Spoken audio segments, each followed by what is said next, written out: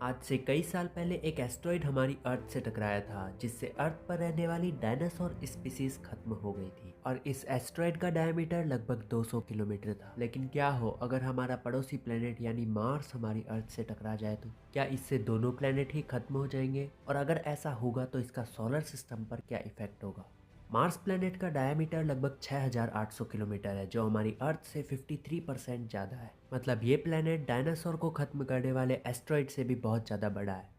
तो चलिए अब हम मानते हैं कि हमारा ये मार्स प्लेनेट किसी रॉक प्लेनेट की वजह से अपने ऑर्बिट से निकल गया है और धीरे धीरे अर्थ की तरफ बढ़ रहा है। फिलहाल ये हमारी अर्थ से लगभग 225 मिलियन किलोमीटर दूर है और जैसे जैसे ये नजदीक आता जाएगा हमें ये दिन के उजाले में भी दिखने लगे। इसके साथ ही ये मून की तरह ही हमारे समुद्र की लहरों को कंट्रोल करेगा और मार्स की ग्रेविटी के कारण बहुत ऊंची लहरें उठेगी और कई सारी सुनामी आएगी।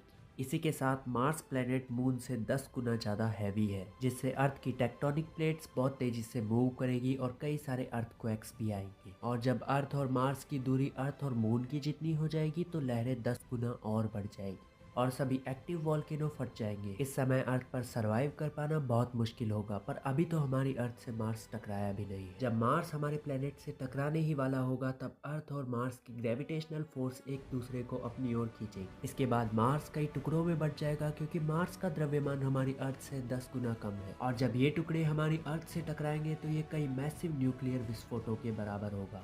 इसके बाद कुछ ही समय में अर्थ के सरफेस पर जो भी होगा वो जल जाएगा और समय के साथ ये टुकड़े अर्थ के चारों तरफ सैटर्न की जैसी एक रिंग का निर्माण कर सकते हैं। वेल, आपको क्या लगता है कि मार्स प्लेनेट अपने ऑर्बिट से कभी निकल सकता है?